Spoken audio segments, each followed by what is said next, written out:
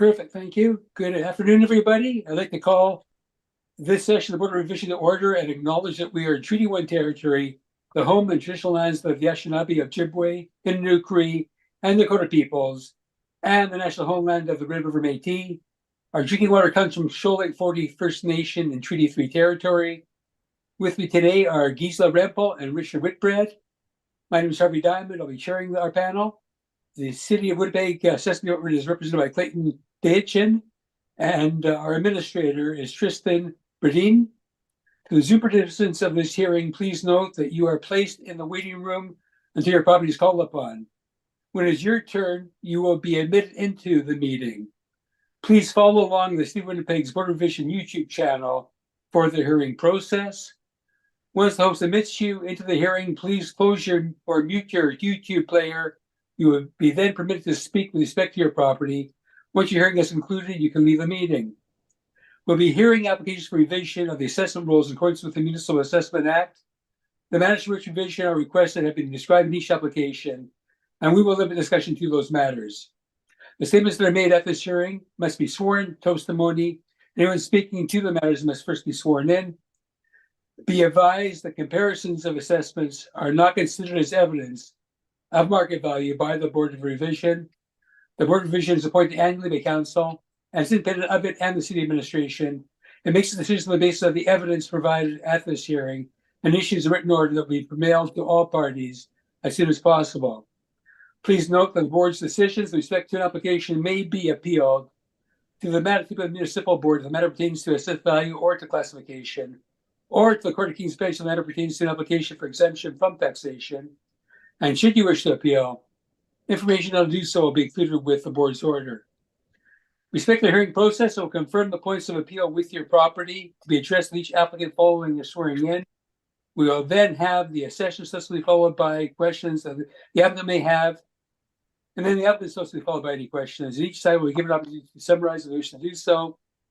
Once all the evidence upon an application has been brought forward, the applicant may leave. The person will repeat for each item on the docket today, and the session will close after all applications have been heard, and the Board will deliberate in private to make its decision. Receive the Board's decision by written mail as soon as possible. As information, all public hearings are live streamed, recorded, and will form part of a public record. And today we'll be hearing items 1, 2, 5, 6, and 7 of our docket. Mr. Bredin, you can please affirm the assessor, Mr. Newfeld's testimony at this time? Yes, absolutely.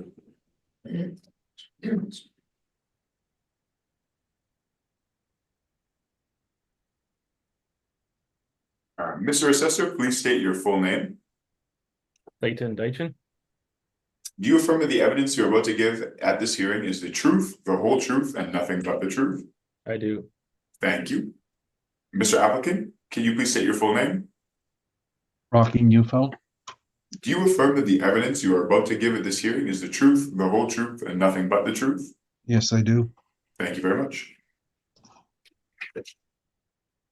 Okay, so the item 1 is the first matter we're hearing today, which is the property at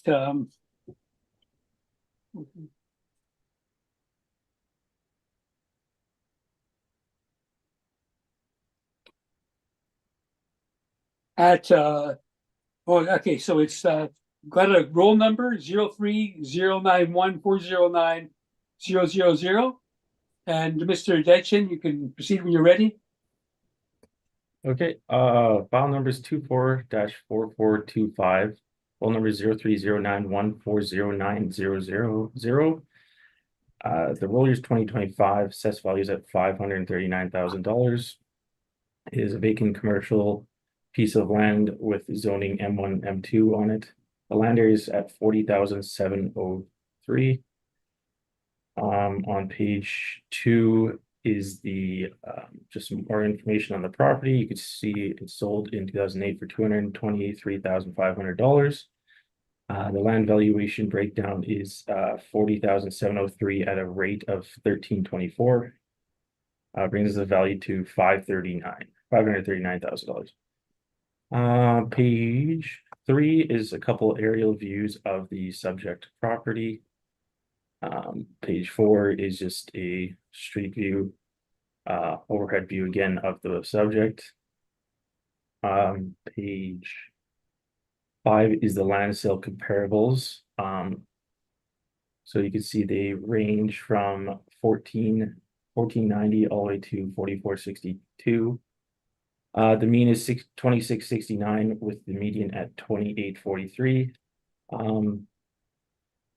It was quite hard to find M2 comparables, but the best two that the most weight I would probably put on is the Scurfield and Newmarket comparables, so 3 and 4.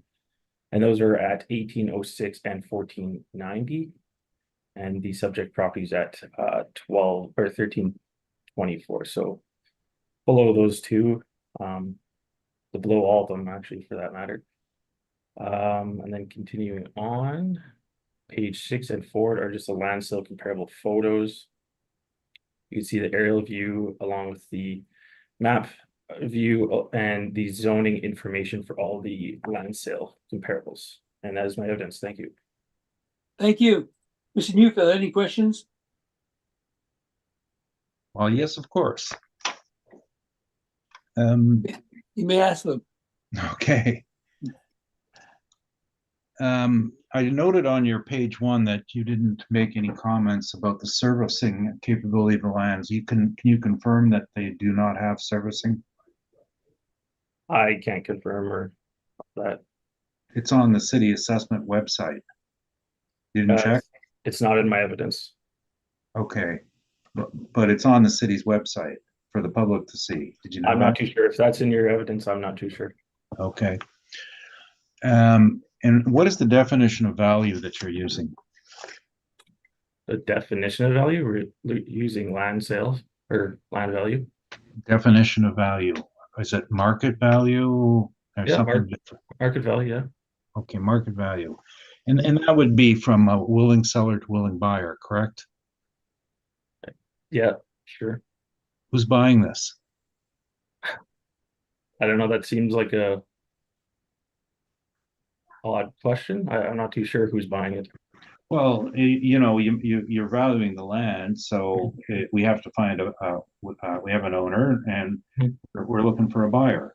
Well, it looks like it was purchased in 2008 for $223,000. Yeah, we're talking 2023. Who's buying it in 2023?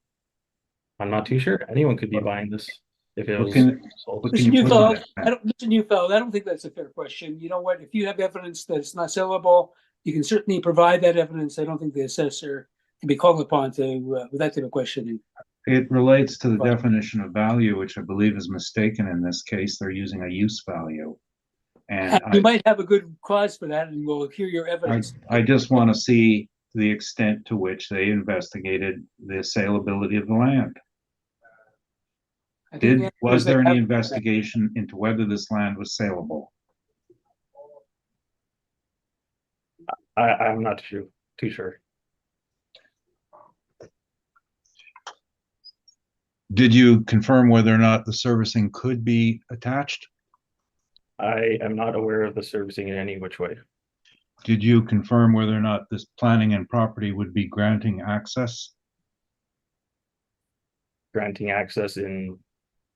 Road access from Henlow? I'm not too sure. It looks like there's a road going from the street. Are you referring to your page 4? Page 3 and 4. What date were those? I'm not too sure. I could double check though, if you want.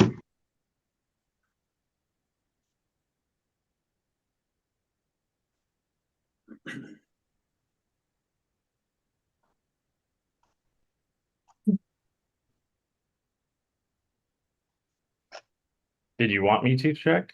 Well, if you don't know, or you can leave it at you don't know the I dates. don't know the dates. Okay. And you say they're roads? These appear to be gravel paths. Roads could be made of gravel. Okay. Is there a curb cut on Henlow? That I'm not too sure. Okay. And your sales comparables 1 to 9, are they serviced? I'm not too sure. Well, 1 and 2, and I know you didn't put the heaviest weight on them, but they're for a hotel use. Can you put a hotel on the subject property? I'm not too sure. Potentially. Okay. The one on Scurfield at the corner of, is at the corner of Scurfield and Waverly, and you can see from your pictures that it's a car display area. Is there a pretty high traffic count there? I'm not too sure of the traffic counts. Okay. And you mentioned number 4 on Newmarket. What's being built, or what was built on Newmarket? I'm not exactly sure, but I think it's some sort of industrial warehouse. Okay. And all of these are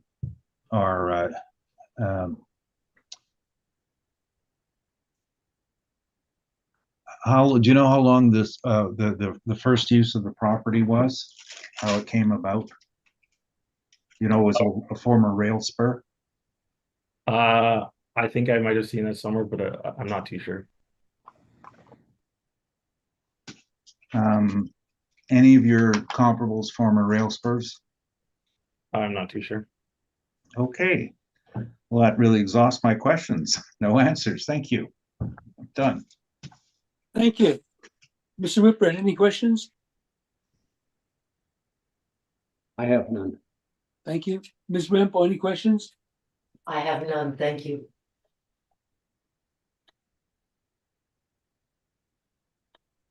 Okay, I have no questions either. Go ahead with your evidence, Mr. Neufeld. Well, there's 2 documents. First is the original filing, and then on Friday, we filed a rebuttal and revised valuation. And I do have both of those documents. Okay, well, for now, proceed with your original, and we can deal with the rebuttal later. Okay, well, it's yes, of course. So the original presentation, first of all, you can see in page 1 where that's not a street. There is a path, and there's a curb at the intersection with Henlow. I've been working in this area on this particular rail spur, not in tax appeal work, but I don't know, most people are aware that I am an accredited appraiser. So I've been dealing with negotiations between the former owner and the purchasers of these properties for some time. When these people, this rail spur, and it extends from Waverly to Fultz, actually it actually extends further from Fultz to Kenaston, were made aware that the CN wished to close it. They bought it on the premise that they would get access on Henlow. And most of them then installed access, and that access was later closed by the city, and the curbs were poured, and they all got notices from the city saying you're not allowed to have access on Henlow. And so they bought this land for actually at $5.50 a square foot in 2001, I believe it was, on the premise that they could get access. The idea is that most of these are auto dealers, and they could then bring in their stock from the rear and keep the front clear of trucks for people who wanted to buy cars. And it was a good idea. And then their service, the people who bring in service vehicles to the shop with tow trucks, etc., could come through the back entranceway. That was their motivation. But again, the city decided not to allow it. And even as late as the last negotiation I was involved with was 2012, when CN was attempting to sell the last spur to the owner at 14 Fultz. There was still the belief that they could get access off Henlow. They did not get access off Henlow. The city chose not to, and for whatever reason. The land is also not serviced, and this is an ongoing issue, and this is legitimately covered in my rebuttal because the assessor failed to put in that it was not serviced. But I'll get to that. There is no chance of being serviced in the future. It is a fee simple title, or a lease. Sorry,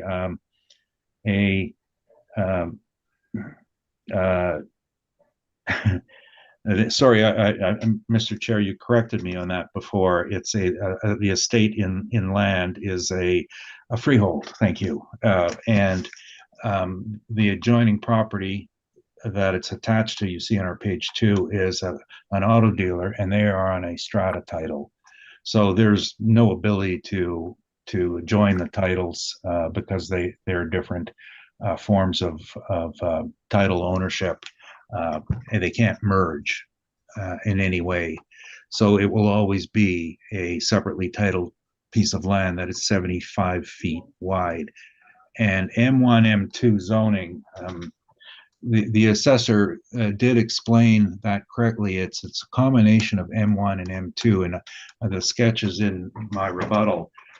But when you have two zonings on the same property, the rule is you have to use the most restrictive one. And in that case, it's a 25-foot setback from the road, if you could actually get development with an approach, which means that you'd have the rear 50 feet for development in an industrial zoned area without services. So the likelihood of putting anything on there, well, first of all, you won't get development permits unless you get service. You can't get service automatically anymore. So when we originally wrote this up, we had not seen the assessor's workup, nor had we come into possession of some information that would rebut it, which we've added later. And we had looked at some other sales, and these are on page 3. These sales are for research that I had done earlier this year for rail spurs, railway right-of-ways, pipeline right-of-ways, anything I could find in the province of Manitoba that have sold. And in this case, we had to go back a long way to 20 years because we were trying to do a very thorough analysis. And you can see the listings of them, and the subject lands do come on in this list on in and around I can't make out where we included them. About near the bottom section of the page. That's when the Henlow sales all came through at around the 550 range. Again, they were all purchased by people who believed they could get access and the land had some utility. Now, one thing about market value is something that is a willing seller to a willing buyer. There are no willing buyers for this piece of land.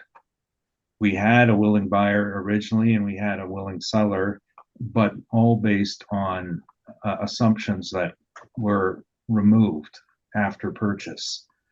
Today, there is no willing buyer because no one's going to buy a piece of land like this. There's no use for it. You can't get it serviced. So when you look at the definition of market value and try to match that up, it doesn't fit. Now, what the assessment department has done is used what's called use value, the value to an owner for this land. That's not market value. You can't, the test of market value is put it on the market and try to sell it. It can't be sold. There's no buyers. So we left it originally with this number of 224,000. And honestly, down the road, we still have to deal with the parent lot or the larger lot. And when it does come up, we'll be looking to have it considered in the value of the larger lot as a deduction. Except in this case, we're anticipating a supplemental, so we will have to take this one independently. A supplemental on the larger lot to the south. In 2023, the approach we looked at was agricultural strips of land in Waverly West, which ended up being developed after servicing was installed, and they came into a value of about $340 a square foot. And at the time, that seemed a reasonable methodology because the lands had no use until servicing went in. But our viewpoint on this has changed recently, and we no longer think it can reach those same values because it has no potential. And those sales are all listed here. These are 1 acre lots that were assembled and made into apartment lands when they were gathered together. Most of them Qualico bought and assembled them together and put apartments up. But that, like I said, that they had potential, and they also had civic endorsement for development in Waverly West, which the subject doesn't have. The last point on market value is when you have a special use property and a restricted use property, it doesn't get more valuable if the price of your house goes up 10% a year. Land like this doesn't change because there's no motivation to make it change. There isn't a pool of buyers standing by to drive up the prices to match the increased demand and the lack of supply. It just doesn't work out. That's why the 20-year-old sales are pertinent, because nothing's changed for it. It's had this problem. It's landlocked, it's unserviceable and undevelopable land. And the correct premise of value needs to be applied.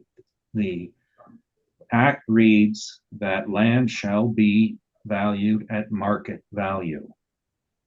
And market value, it means a willing seller, a willing buyer, no undue pressure, no motivation, no additional motivation. And it just doesn't fulfill that. So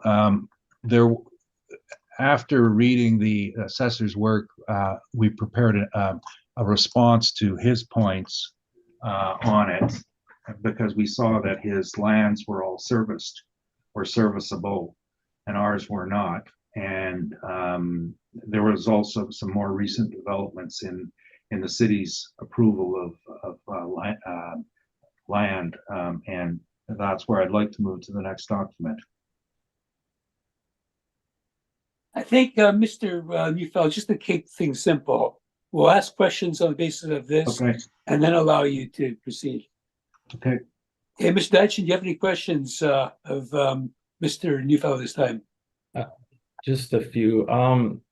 So are you basing your valuation on the 2008 sale of this property? Is that correct?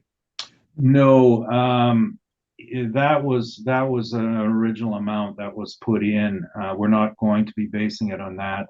That value was premised on the understanding they could get access granted, which was removed. Okay. But on page 4, you're using the vacant agricultural sales as support for your valuation. Is that correct? Well, it was another a potential approach that we had looked at, and you can see this is a repeat from 2023. And in that particular time, there was still the understanding that it might be possible to service the lands as well. And we looked at these agricultural lands because they were in the same position as in terms of legal rights. They were not serviced, but they had potential to be serviced, and the zoning change was a foregone conclusion. So it was the closest similarity we had at that time 2 years ago. Okay. In your evidence, is there any information about the servicing?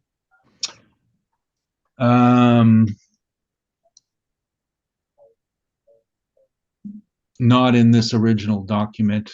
Okay. Do you have any comparable sales that have the same zoning as the subject property, M1 or M2? I don't know. Zoning was not the primary category. What we were looking for were lands that had the same potential for use, regardless of what it might be, and whether it's residential or industrial or retail in those neighborhoods, even multifamily. That was the original look at it, but afterwards we began to look at lands that had similar physical restrictions to them. And that was the idea behind the whole page of railway right-of-way sales. These are generally not given servicing. They just tend to be somebody's additional back lane or a maneuvering area. In some of these cases, those sales allowed a developer to make a proper roadway and cross the former right of way to make his yields better, but still not use the lands because some of them had buried services underneath. They all fit into different categories of legal and physical restrictions. Okay, but wouldn't M1 and M2 sales or M1 and M2 have the possibility of build different types of buildings and such? So wouldn't it be beneficial to have some with the same zoning? Well, Like if they had restrictions as well, maybe, but the primary issue we are dealing with are rights. And it doesn't matter if you're zoned downtown zoning or agricultural or anything in between. If you don't have the right to do anything with your land, the zoning is irrelevant okay, but because you can't put anything on it. but I'm talking about permissible uses. On your page 13, you have permissible uses. And comparing to agricultural, even M1, M2 have much more permissible uses. No, the actual theory that we follow is the highest and best use, and the highest and best use deals with being physically possible, financially feasible, and maximally productive. All four, along with the legal uses, legal permissibility. So all four have to be in harmony to make a piece of land. It's not just the zoning. So when you go through all of those physically possible, we have a problem with the size and the width of the land that restricts the use. Legally permissible is not just zoning, it's the ability to be serviced, which does not exist. The ability to have access, which does not exist. Financially feasible, that's kind of like what can you put on there that's financially feasible? You know, it's not in a high traffic area, so you can't use it for display purposes, and you can't build on it. You could put a billboard on it maybe, but there's no one driving by to see it. And then maximally productive, of course, is find the one that makes the most money, and on its own, not as part of the neighboring lot. So, you know, the highest and best use on this land is if the owner can get something out of it next door, but that doesn't create market value for this lot. It's still worth marginal amount of money on the market because it's not just one buyer's ability to pay, not the neighbor, not the guy adjoining it. That's called assemblage. You have to be able to throw it to the market, put a for sale sign on it, 75-foot deep strip, 500-foot frontage, can't get access, can't get service. I'm listing it for sale. And you're not going to get a good, that's the true test. Okay. Are you basing the access restrictions on your first page and just it having a curve there? No, it was, there's more pictorial evidence of what happened along the way. The curb was, all the owners were served with notices from the city that you're not allowed to have access on Henlow. And I know we presented this in past hearings, but the physical manifestation has been presented with the pictures. There were cuts, they were changed back. Yeah, but so hypothetically, if they were to build something on here, if they could there be an allowance made from the city for access from Henlow? You would have to request access, which has been denied in the past. So if they've changed their mind and they're willing to approve it, you have to test that theory first. You have to ask them for it before you get a value. You don't set the value and then ask the city for access. First, you see, can I get access? Will you extend services? And then you consider value, not hypothetical. Okay, no further questions. Thank you. Ms. Rep, any questions? I'm just wondering, what kinds of attempts were made to sell this property? In the original attempt to sell was when CN decommissioned it back in 2001. They made it available to the landowners who were developing car dealers next door, and they all thought it was a great idea, and they bought them. Shaw bought the one that fronted on Waverly. They expanded their compound, and they actually got good use out of it because they were doing outside storage. So it fit their needs greatly, and they didn't need any sort of visibility for it. The last one put up for sale, I think, was 2012, the one at the corner of Fultz, and that was just a play by CN to push the negotiation forward, to spark interest. They said, well, we'll sell it to somebody else. There were no other buyers. So today, no one's made an effort to sell at all because they got the land, and a few of the car dealers have expanded their paved areas for car storage at the back. So that's compound space for some of them. Some of them, including this one, have not. That's not, doesn't prove value. That's use to the owner, not market value. So there've been no attempts to sell, long story short. So there's been no attempt to sell this particular property since it was purchased by the current owner in 2008, is that correct? There have been no attempts, and quite frankly, there would not be any takers. Thank you, that's all my questions, Mr. Chair. Thank you. Mr. Whitbread, any questions? So, Mr. Neufeld, if you say the utility value equals zero, my economics classes tell me the market value is equal to zero. Why wouldn't you just have a nominal value of $1 on this thing?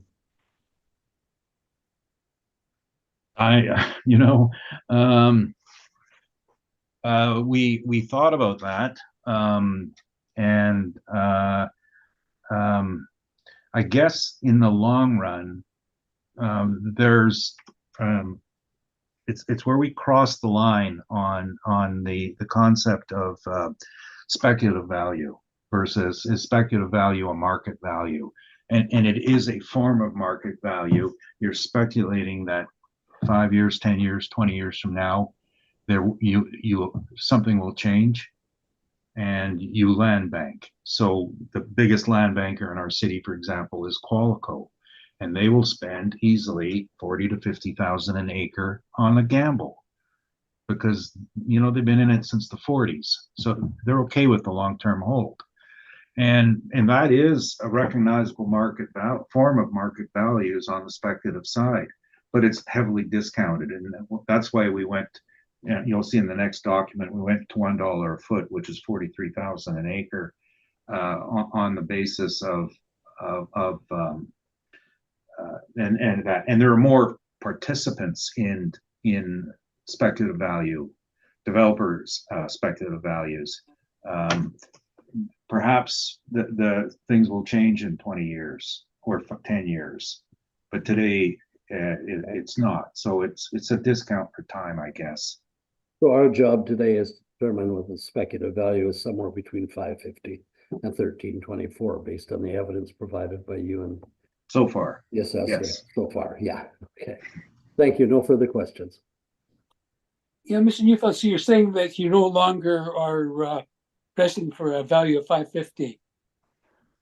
No, and that was the result of some information that in the course of doing the rebuttal, and we noted that the assessor hadn't put in the concept that it wasn't serviced, and we spotted that, and we brought it to everyone's attention in the rebuttal, and then in preparing for that, we investigated the potential for servicing as well, since it's part of the lot, and so that's why we changed our tune on that downwards. Okay, so this property that we're looking at on page 3 of your, or page 2, I guess, of your evidence, is the property that seems to be behind.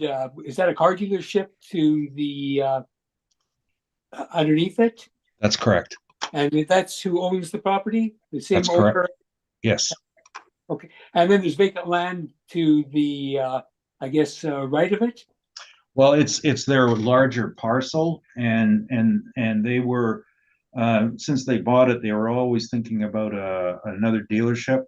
Ground broke this spring on it, so there'll be a supplemental on that. construction should be finished by about December. And they're not touching the parcel at the back. Um,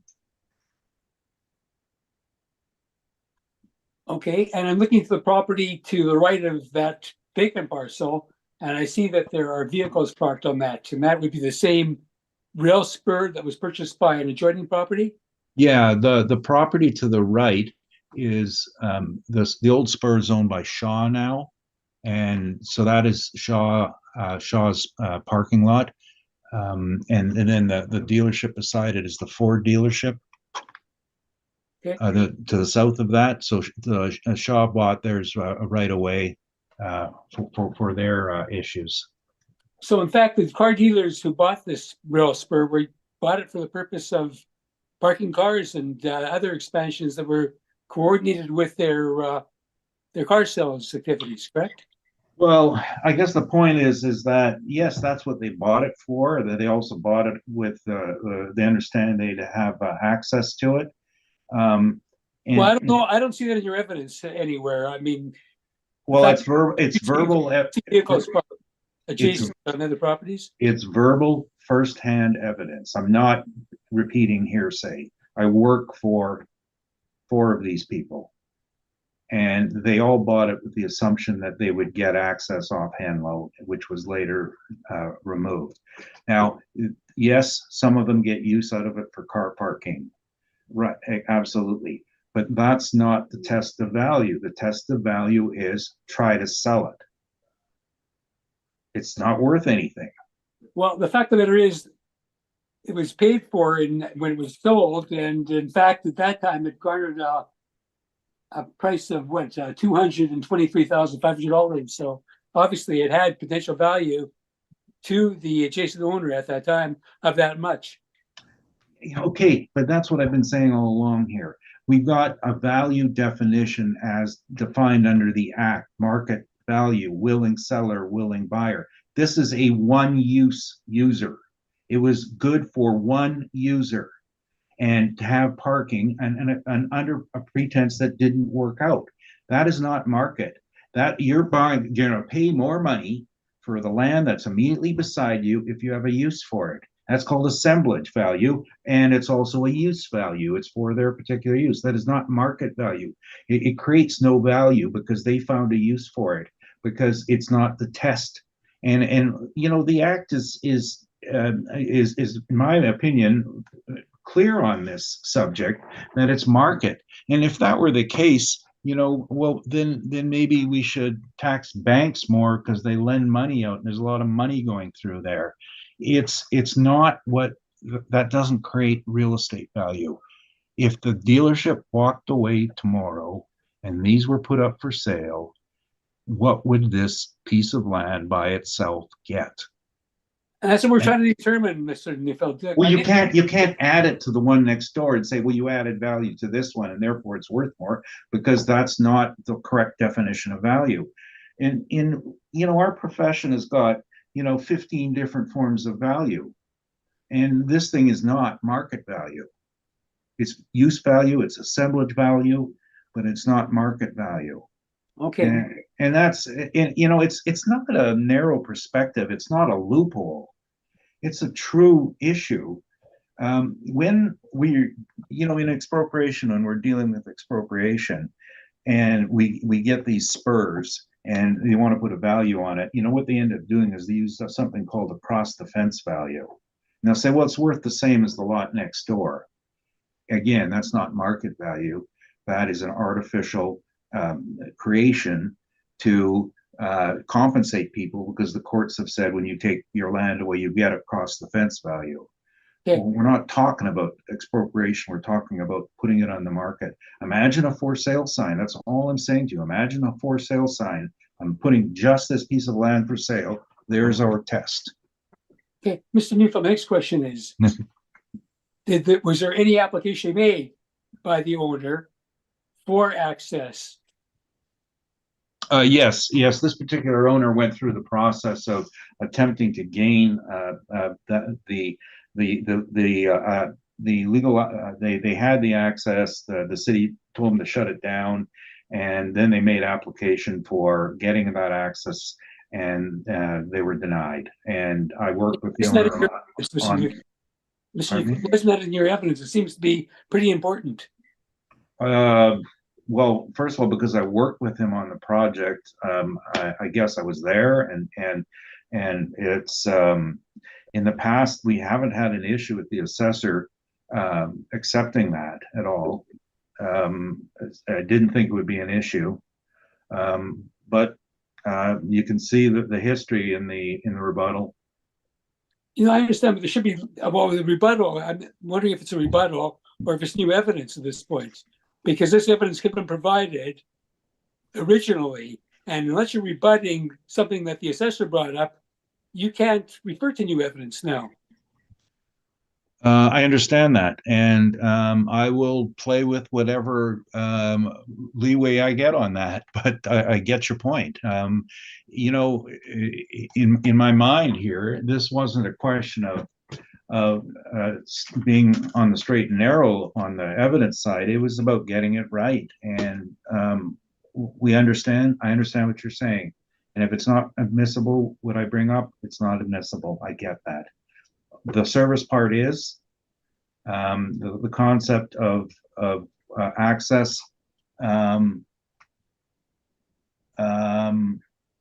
was could possibly be new evidence. That's fine. I understand, but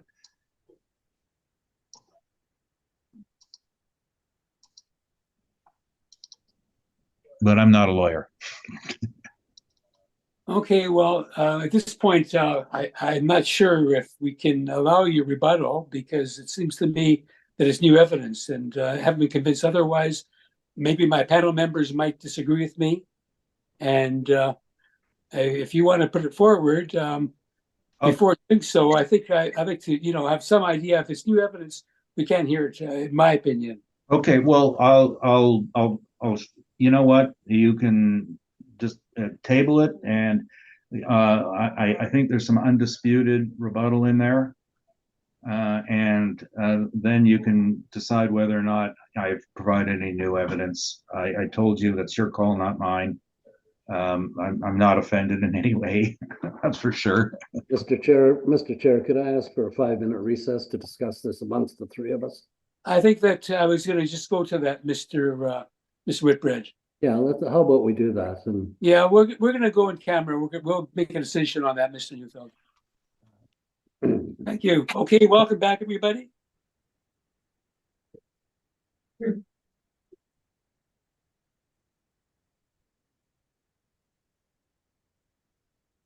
Okay, Mr. Newfield, we're denying your what we feel is new evidence, and so we're going to restrict your evidence to what you've already provided in your evidence and anything verbally that you indicated in your answers to questions.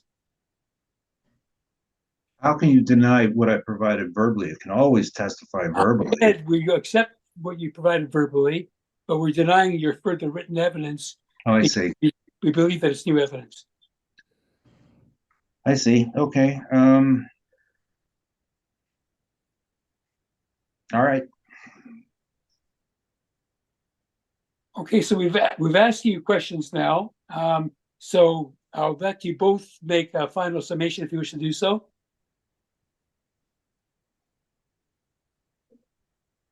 Oh, sorry. I guess just quickly, when it comes to vacant land, zoning is a very important factor in that. And I feel like our comparables support the evaluation. Thank you. Thank you, Mr. Neufeld. Well, as I said earlier, zoning is part of legal permissibility, which is part of the highest and best use analysis. It is one facet of determining if a property has value. Included in the legal permissibility is, does it have access? No. Does it have servicing? No. Can you develop anything without access and without servicing? No. So, there was some debate, well, they can park cars on it, they can still use it. Of course they can, but that is not the test. You can park cars in my front grass, but that doesn't mean that has value as a parking lot. It's in this case, it's an assemblage value, it's a use value, and you can't tax somebody because he owns a piece of worthless land that can't be sold, but he's found a use for it himself. Now, if, for example, he liked to play bocce ball, he'd have a great course for it. But that's not what it's being meant for. This is industrial land, industrial development, and it's an orphan piece of land left over from the railway. The owners, as I said, all the car owners all had bought it under the assumption they'd have access. And at one point, there were 4 access roads leading to Henlow. All were shut down by the city. If you go back in time, as I did, I was out there and they had to block their paths off with vehicles so people wouldn't drive in. The city came and put the curbs back up and said, no more. So if you got approval, if you could get servicing, and it was in place, then you could go chase the values the assessor is providing for you. You'd still have to deal with the usage restrictions, 25-foot setback, 75-foot total depth, leaving 50 feet for development. Now, if I recall, a semi-trailer is 53 feet long, and with the tractor, it's almost 90 feet. Well, that's industrial, M1, M2. There's nothing going on this site, and as I mentioned, don't. And I know I sometimes get a little, we'll call it a little excited about the values and use. And I certainly am not talking down to anyone. I don't want to, but it is an important concept. When somebody has found a use for it, that doesn't make it worth more. It's still, the test is going to be put up a for sale sign and try to sell it. It won't happen. And it's been, it's a very interesting property.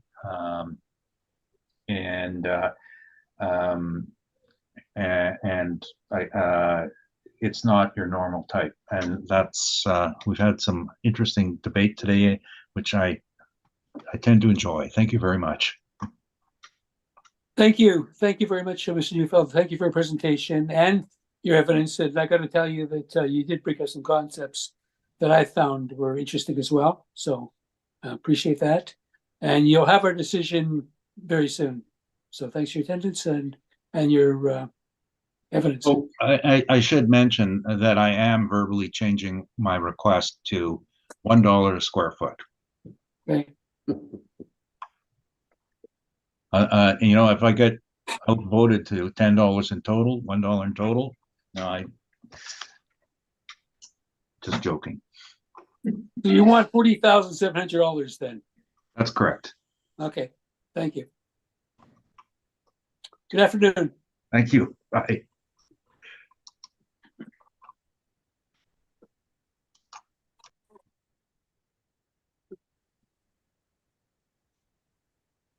Okay, once we admit the next applicant and swear him in, we can then proceed with item number 2.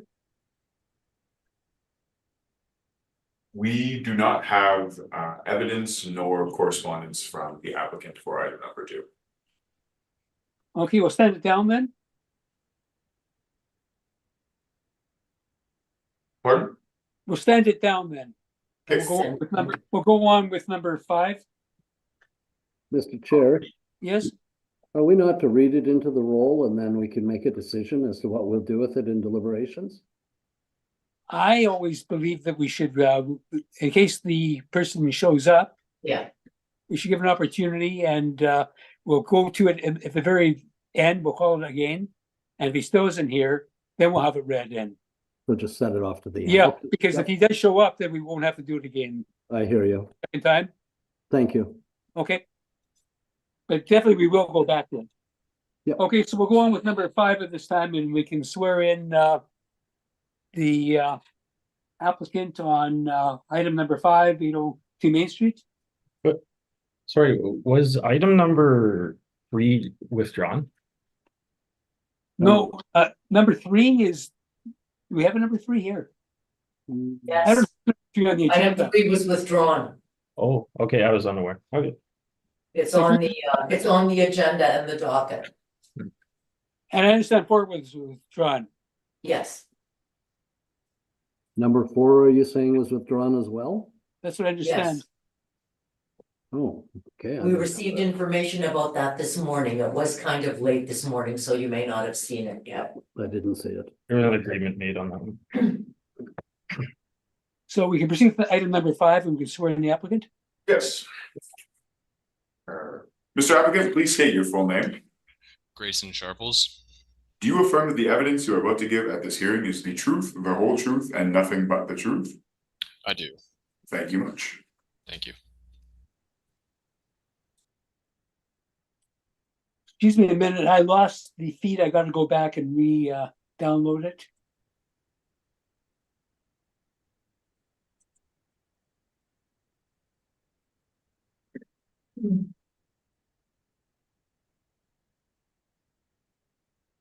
Okay, I hopefully have it back now. Okay, 802 Main Street. 802 Main Street, yeah. Yes, and when you're ready, Mr. Deachin, you can proceed. Sorry. The file number is 24-977. Roll number is 14001115000. And the address is 802 Main Street. Assessed value is at $304,000. Vacant commercial, zone C2, and the size is 10,965 square feet. I have a recommendation for this property at 2046 a square foot. Brings the value to 224,344, rounded to $224,000. Okay. Mr. Sharples, is that acceptable? Yes, Mr. Chair, we would accept that. Okay, and can you, Mr. Dixon, tell us why you, on what basis you reduced the amount to $224,000? Like, how did you come to the lower value per square foot? Yeah, it was just based off our comparables. There was some on Selkirk that are lower, but I feel like this location was slightly better than those, so I came to the that's how I came to the valuation. Okay. Mr. Whitbread, do you have any questions? I'm just looking for his comparables.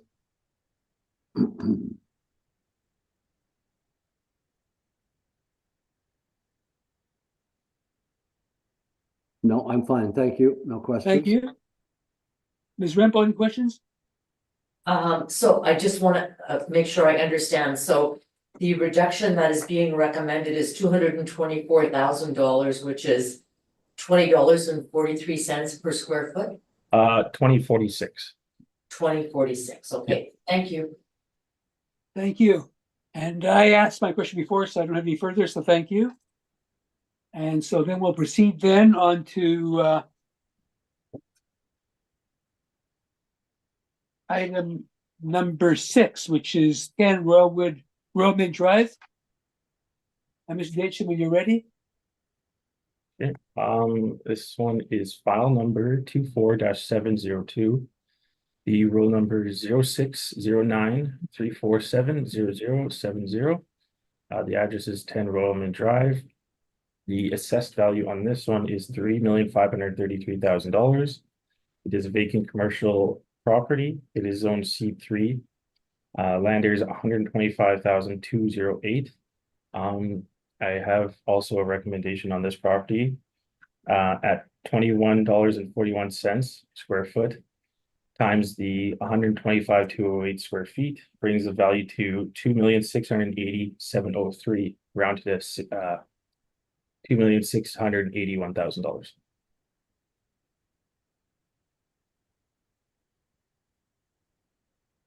Mr. Sharples, is that acceptable?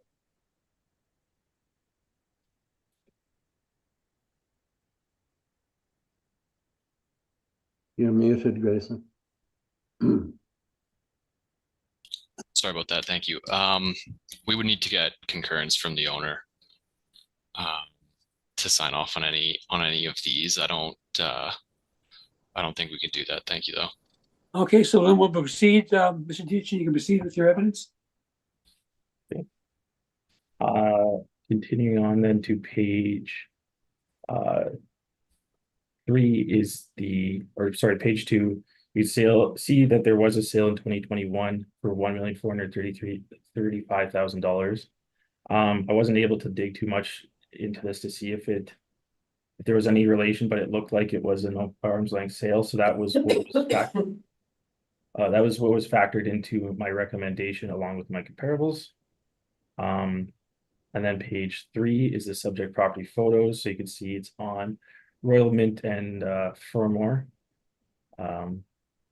Page 4 is just Google Street View along with the overhead view of the zoning showing that it's C3 commercial corridor. Page 5 is my land sale comparables. It's quite difficult to find C3 comparables, large ones. So I have some C2, C4, CMU, commercial mixed use. I did include one C3 that is pretty close on region. It is quite old, but again, these aren't time adjusted sales. The sales range from 1976 to 3506 with a mean of 2681 and a median of 2696. And again, I would say that comparables 1, 5, and 7 are probably the most where I would put the most weight because they are close, they are similar zoned. The other ones are like a lot of them are kind of all over, but I tried to find some like on the outskirts of the city, like Festival Drive is by this and going down, so it's quite far, but it's on the outskirts of the city. And along with columns 8 and 9 are pretty close to the subject property, but they are RMFM zone, so a different zoning and a lesser zoning at that. Then continuing on to my land sale comparable photos on page 6 and forward. So they just show overhead views, street views, the Google map view, and then the zonings if they are different from the subject property. And that is my evidence. Thank you. Thank you. Mr. Sharples, any questions? Thank you, Mr. Chair. I guess just one, I mean, you kind of mentioned the sale of the subject property, and I mean, you kind of mentioned that it factored into your recommendation, but why was it excluded from the land comparables initially? My comparables? Yeah, just on your page 5, the subject property isn't in there.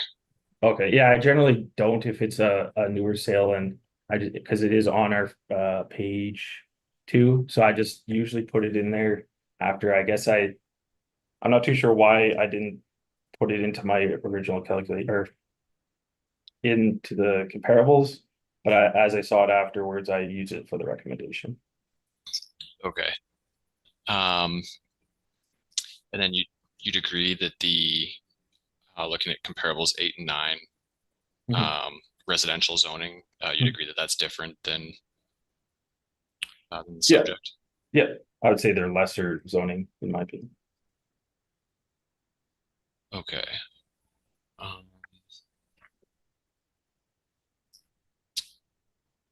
I believe that's all my questions. Thank you. Thank you. Ms. Rempel, any questions? I have no questions at this time. Thank you. Thank you. Mr. Whitbread, any questions? No, I have none, thank you. Thank you. And I don't either, so thank you. So Mr. Sharples, you can proceed. Thank you, Mr. Chair. I'll just begin on page 3 of our submission. So the current assessment is for $3,533,000. We do ask that the board to consider reducing this value to $1,435,000. And this was the purchase price from, I believe this was 2021, 2020. Yeah, 2021. So that is our requested value. On page 4, we just have a snippet of the current assessment. And page 5, once again, is our requested value of the 1,435,000. Again, that was the purchase price. On page 6 and 7, we just have some satellite imaging of the property. We do have a note here on page 7 that the date from these was 2021.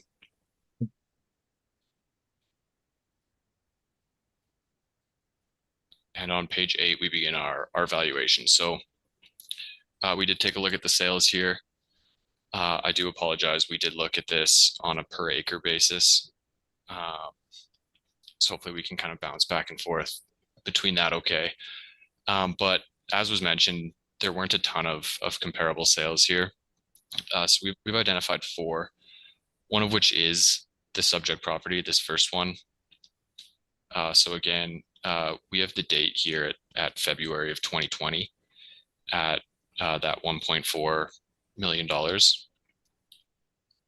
The table here says sale price per square foot. That's a mistake. This is per acre.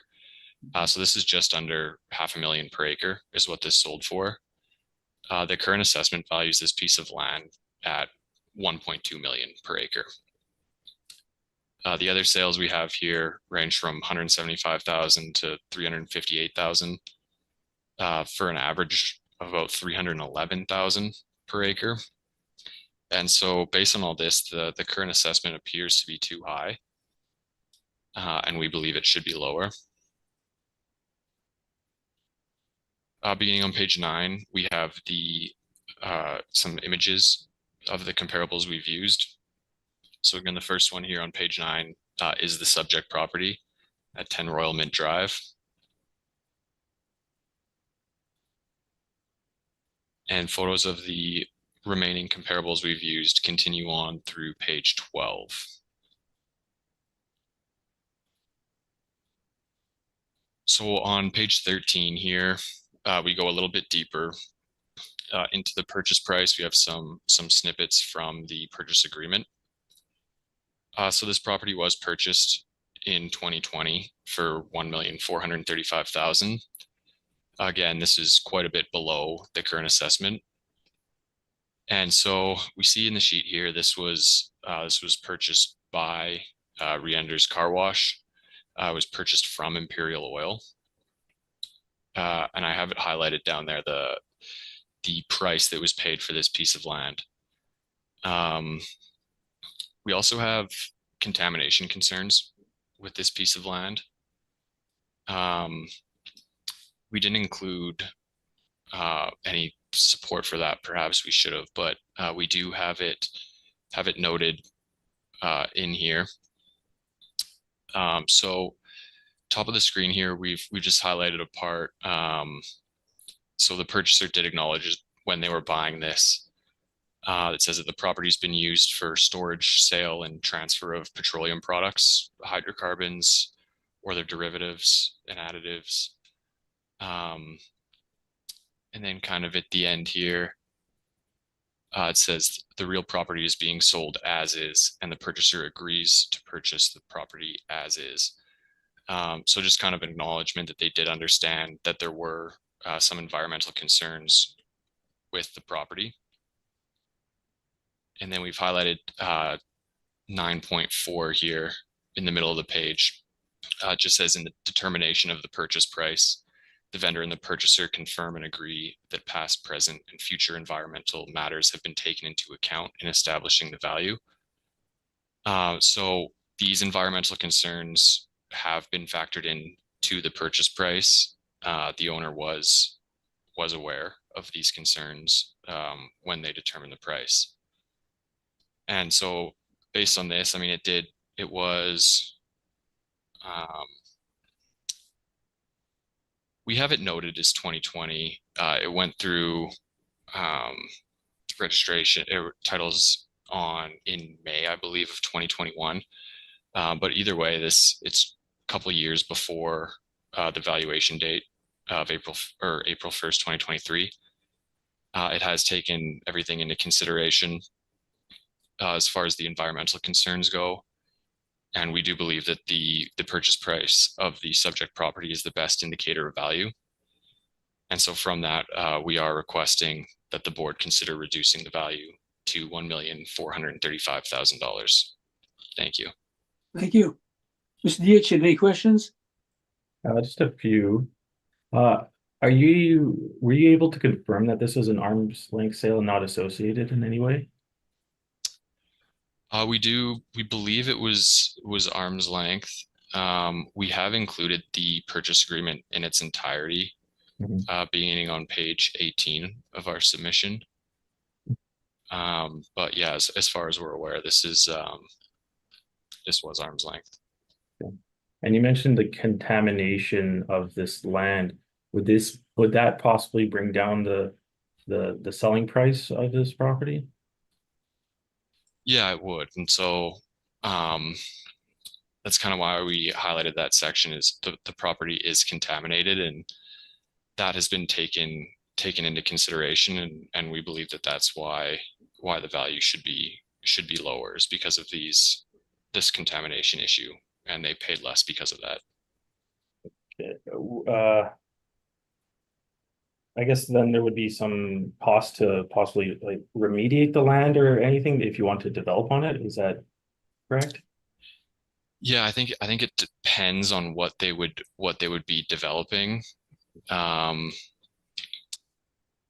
it could. Okay. Were you able to find any other comparable sales that have contamination issues as well, or not? Not really. No, we cannot. Okay, and I guess are you solely basing, I guess, the requested value on the sale price of the property? Yeah, just because there were so few comparable sales that we were able to identify, we do believe that the purchase of the subject is the best indicator. Okay. And we are looking for market value on this property, on properties, correct? Correct. Does one sale make up a market? No, not necessarily, but I think the sale does indicate the market value of this property specifically. Okay.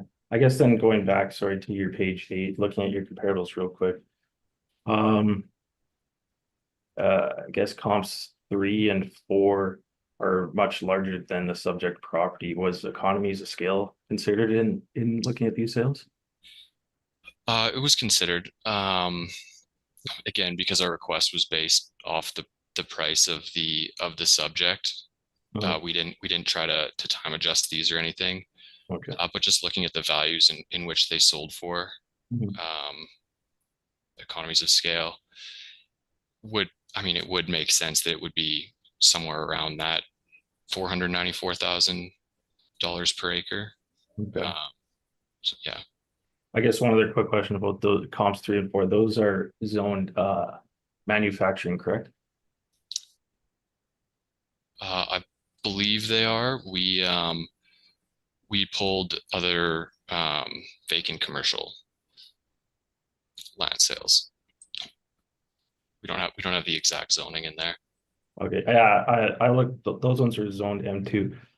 Would you consider manufacturing zoning? I guess a lesser zoning than the subject property as commercial, just in terms of developmental potential? I suppose. Again, our request is based on the subject property, which obviously does have the same zoning as the subject property. Okay. No further questions. Thanks. Thank you. Mr. Whitburn, any questions?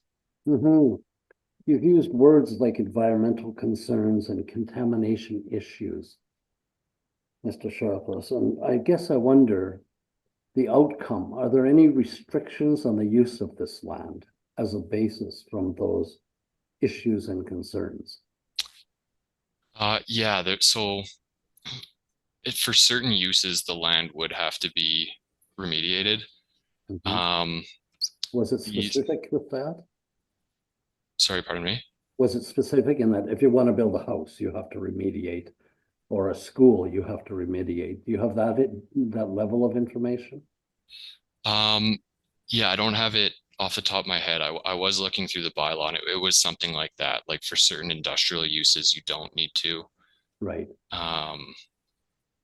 We'll see. I assume these are the owners of the Chamois car wash. I'm assuming they plan on building one on this land. Yeah, I'm not sure if they'll need to remediate it for that. That was kind of just, we just wanted to show that that was taken into consideration Okay. in the purchase price. Specifics. No specifics on your part then? No. No, I'm fine. No further questions. Thank you. Ms. Rambo, any questions? Just to follow up on Mr. Whitbread's question, it says in this section 9 here that you quoted to us that there may have been the transfer of some contamination. Do you have any evidence to suggest that there has been a transfer of hydrocarbons, other contaminants, their derivatives, etc., to the soil? No, we didn't pull an environmental report for the site. Okay, thank you. That's all my questions. Thank you, Mr. Chair. Thank you. So, yeah, and I'm further to the questions of both Mr. Whitbread and Ms. Rambo. The question I had, so there hasn't been any phase studies done to determine if there is in fact contamination of the property. We haven't been provided with anything, any documents of that. Yeah, I think we just had the note that they were aware of the environmental concerns, and that was factored into the price. I think for what they want to use the land for, it's not the biggest issue. But no, we don't have any information on that or the extent of the contamination or anything like that. Okay, so based on that answer, I'm assuming there is no order from Manitoba Environment for a cleanup on the property at this time. No, I think it was listed as it hadn't been designated yet in the contaminated lands database.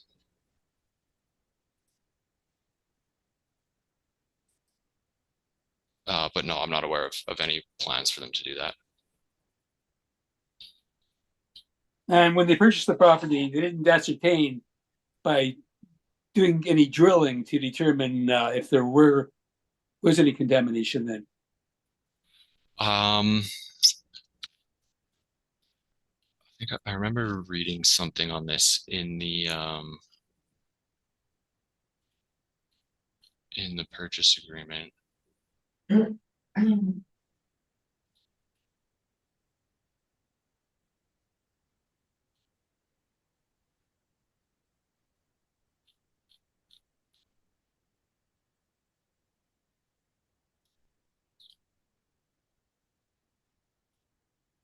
What I'm asking is, were there any soil sample tests taken to do and have them analyzed?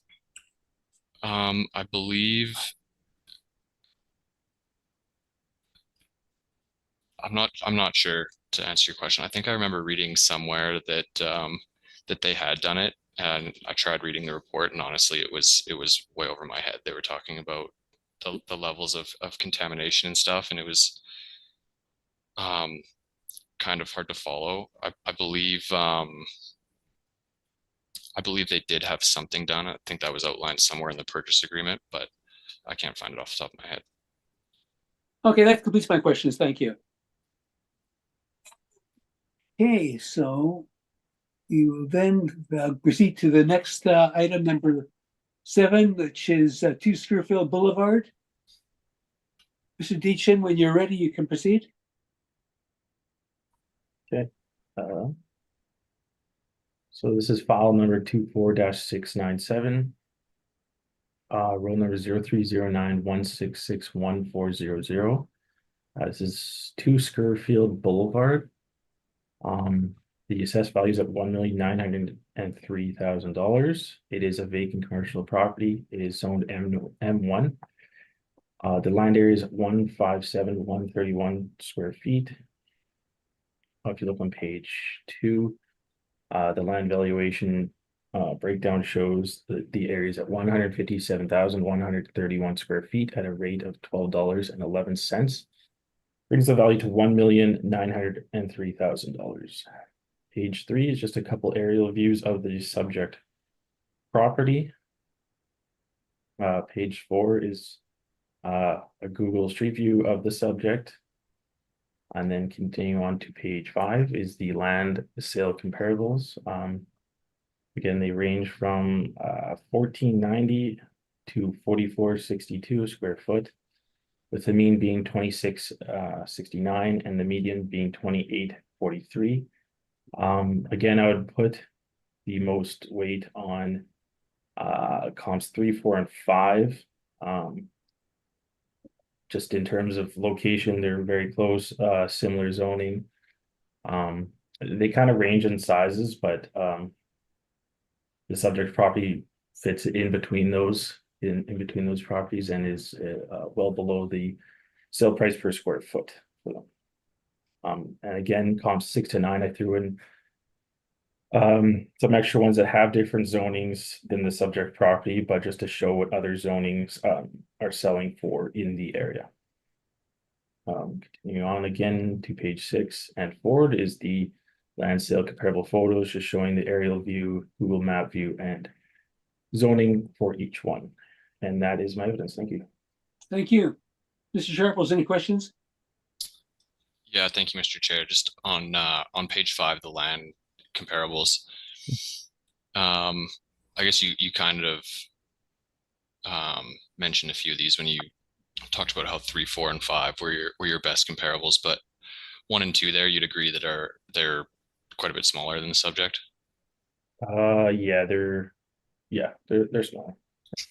And then just based on what we talked about in the previous submission, you'd agree that economies of scale, we would expect these to be valued at a higher rate. Mm-hmm. Yep. Okay. And then comps 7 and 8. Again, these are residential. You'd agree that that's different from the subject? Yeah. 6, 7, and 8 are, yeah. Okay. And then just a few about the one on Scurfield Boulevard, just because we see this is just right across the street from the subject. So you have the overhead on page 9. Mm-hmm. It's a very oddly shaped land parcel there. Mm-hmm. Do you know anything about the details of this sale? Was this an arm's length sale? Yeah, this was. I check all of my sales to make sure they're on arm's length. Okay. Was this purchased by the dealership on the adjacent lot? That I would have to double check. I'm not too sure off the top of my head. Okay. Yeah. I mean, it looks to me like it's used by that dealership to store cars on and stuff. Yeah, it's probably used by one of the dealerships around here. It's likely. Okay.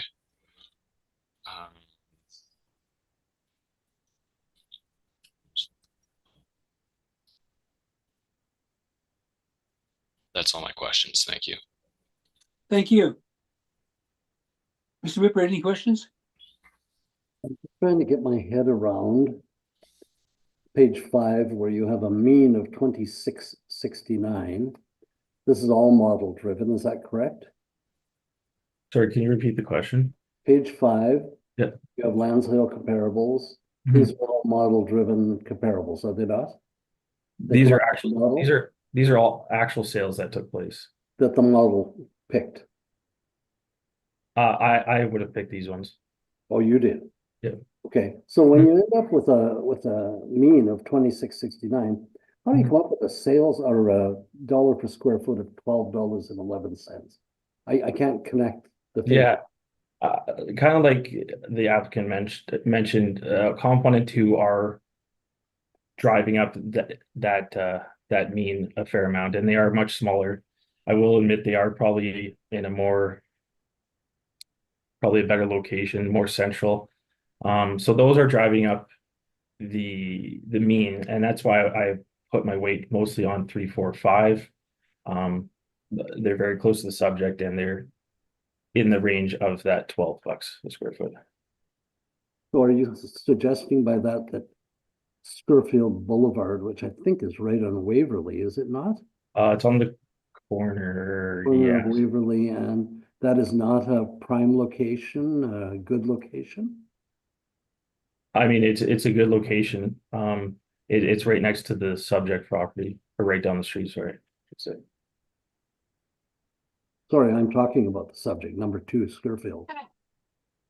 Where is it located? On the corner of Scurfield and, And Waverly, yeah. correct? It's right next to the subject. Yeah, and are you suggesting that is not a prime location? It's a good location, but again, like the applicant mentioned, it's a very odd parcel. Yeah, it's used as a car dealership. Like, I'm not too sure the potential for building on this property, so that's probably what's driving it down a bit. But you would have picked that value, would you have not? Sorry, You picked the value of 1211, did you not? that's model driven. Oh, that's model driven. Yeah. Okay, from these properties that you picked. It looks like there's pavement and curbs and maybe light standards and other developments on this property. This 1211, that is net of any of that? Yeah, that would be, like, I'm not too sure if it's costed in at all those things. I'm not 100% sure. Hmm. It probably would have came up if it was, but it would be, I think it would still take that into consideration. Okay, I have no further questions. Thank you. Mr. Rempo, any questions? My questions have been asked and answered. Thank you. Thank you. Mr. Deitchin, you indicated to Mr. Whitbread when he asked you thought the property is small and you couldn't build anything on it, but I just did a division and it's like more than 3.5 acres, is it not? It seems like a pretty. I was sorry, I was referencing comp 3, not the subject property. Oh, I see. Okay. Yeah, sorry, I think there was a confusion in there. I think I got confused as well. Okay. Yeah, sorry. Yeah, I was referencing comp 3 Scurfield. It's just an odd shaped one, so I'm not sure. Yeah, but it's sold for over $18 a square foot. If it's odd Yeah. shaped, desirable, wouldn't that indicate that such a property should even have a higher value then?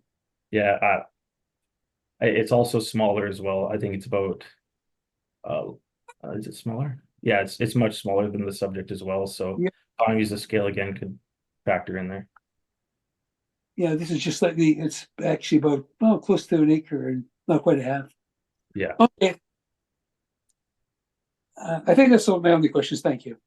Good, thanks. Okay, Mr. Sharples, you can proceed with your evidence. Thank you, Mr. Chair. Once again, I'll just begin on page 3. So again, the current assessment is for $1,903,000. We are requesting the board consider reducing this to $1,080,000. Once again, I think we can go through the next few pages fairly quickly, but we have the current assessment on page 4. We've reiterated our request on page 5. So we are requesting $300,000 per acre. And so that gets us to, as you mentioned, I believe this is 3.6 acres. That gets us to our requested value of $1,080,000. And I do apologize again that we've looked at this on a per acre basis rather than a per square foot. Well, it's easy to divide by 43,560 square feet. Yeah. Right. Yeah, so page 6, again, we have the assessment map and overhead map. And then we have some street view photos on page 7. So this is the parking lot for the Shaw building. And on page 8, we've taken a look at the sales here. So the current assessment is for about $529,000 per acre. We've looked for sales from similar manufacturing districts, and based on that, we believe that the current assessment's too high. So we've identified sales ranging in value from about 100,000 all the way up to about $500,000 per acre. So our average here is about $267,000 per acre. And so obviously this one in Omans Creek Industrial at 2185 Logan is quite a bit lower than all the other comparables. So we wanted to check what the average was if we excluded that one. And if we pull that one out, the average sale price on a dollar per acre basis is 295,235. And so that's how we've formulated our request of $300,000 per acre. So just a little bit higher than the average sale price from all of those, excluding that outlier at 2185 Logan.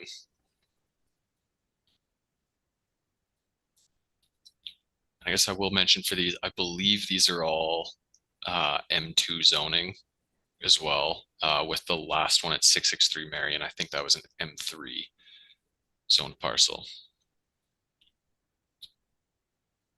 On page 9, we have our overhead and street view photos of each of the comparables we've used.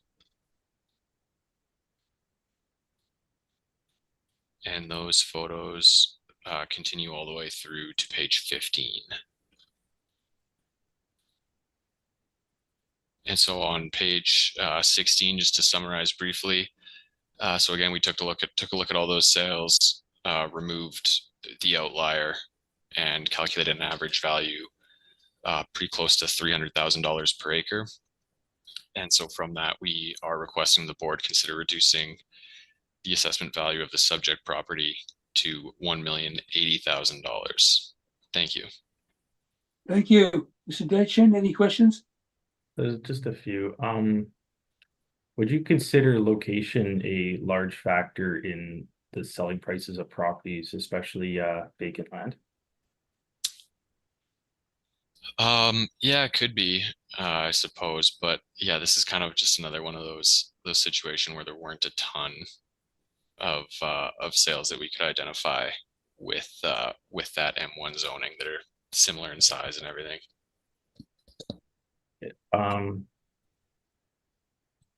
Okay. Would you agree that all these comparables are about 20 to 25 minutes away from the subject property? Yeah, I'm not sure about exact distance, but yeah, we looked through similar manufacturing districts to find what we could. So yeah, I guess we maybe could have found some that were closer, but just in looking at the land area, this is what we came up with. So you didn't find the sale right next door at Scurfield that I mentioned, I guess? No, that wasn't in our database. So we pull all our sales from the Johnson report. Oh, okay. And so it wasn't noted in there clearly. Oh, fair enough. I guess just quickly on page 8, looking at your comparables, would you agree that comps 1 and 4 are much larger than the subject property? Yeah, they're bigger. So economy of scale might take part in that a bit for the lower sale price per square foot. Yeah, it could. Are you aware that comp 2 is a multi-role sale? No, we were not. Again, this was the information we were provided in the Johnson report. Okay. I guess one other, are you aware that comp 5 is an associated sale? I guess you probably. No. Okay. I guess this is more just out of curiosity. Comp 7 to 663 Marion. Is that the correct address? I was trying to find this one, but I wasn't able to. It was just more. I can try to check quickly. Some of these are tricky with the Johnson report. Even we found trying to look at some of this stuff is when it is a land parcel, they don't always have a civic address associated with it. Yeah. So sometimes we have found that the addresses can be a little bit off. Okay. That's all right. I was just more curious. Okay. I guess last question, comps, the last 3 comps, I guess. Would you agree that these are relatively old, especially the 663 Marion? And was there any time adjustments considered on these? Yes, I would agree that they're older. No, we didn't time adjust these. Yeah. Okay, thanks. That's all my questions. Thank you. Ms. Rempel, any questions? I'm just wondering about the photos, when they were taken. The photos you submitted? Yeah, that's a good question. Yeah, we don't have the dates. These would have been taken from Google Street View. Unfortunately, we don't have the dates in there. I assume all the overhead images are pretty recent, 2023, 2024. I would assume these were taken from Google Earth. As for the Street View, no, I don't know. Okay, thank you. That's all my questions. Thank you. Mr. Whitbread, any questions? No, I'm fine, thank you. And I don't have any questions either, so thank you very much, and thank you for your presence and your evidence, Mr. Sharples. You'll be hearing from us very soon, and that completes your matter, so you may leave the meeting if you wish to do so. Thank you, Mr. Chair. Have a good day, everyone. You too. Thank you. Okay, and we'll go back to the matter that we stood down, which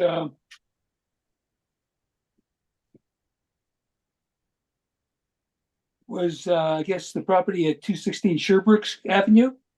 And is there an attendance since we last spoke? Still no attendance or correspondence, Mr. Chair. Okay, then we'll have you, Mr. Dyson, present your evidence, and we'll consider that at this time. Mr. Chair, if I may, we do need to take a short recess to deliberate on whether or not the item will be heard. Okay, we'll do that. We'll take a short recess, Mr. Dyson, and we'll be back with you very shortly.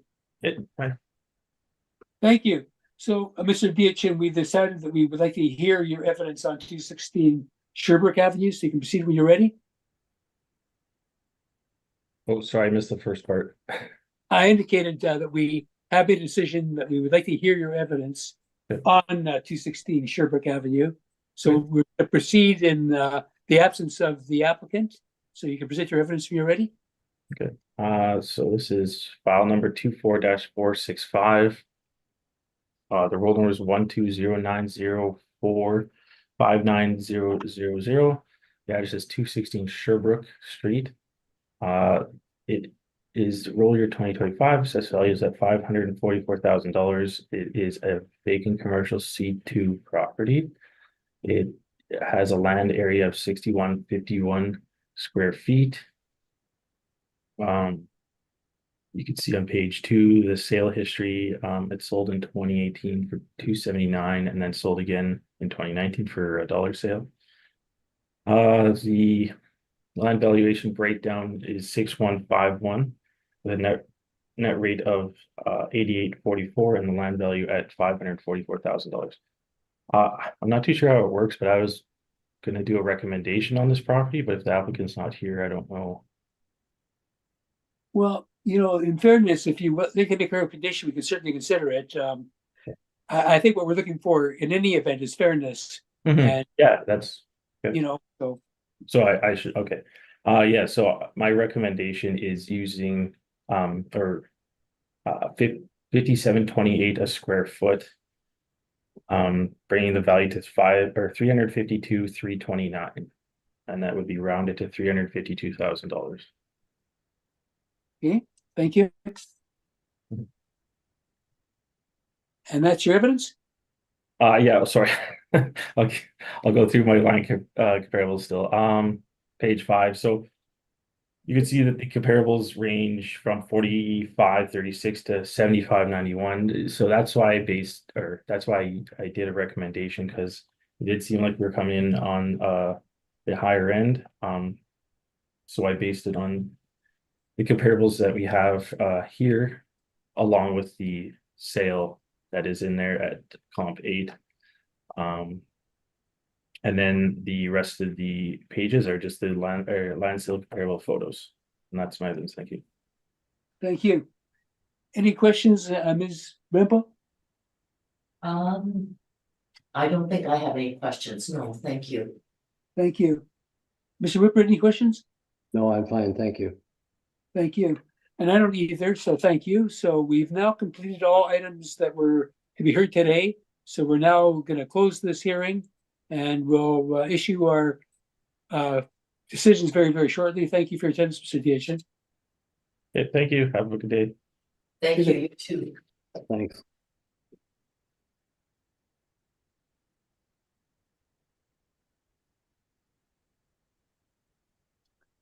I'll ask you both, do we need a break before? Oh, wait, hang on. I would like about a 12 to 15 minute break, Harvey. I have to attend to one thing. I will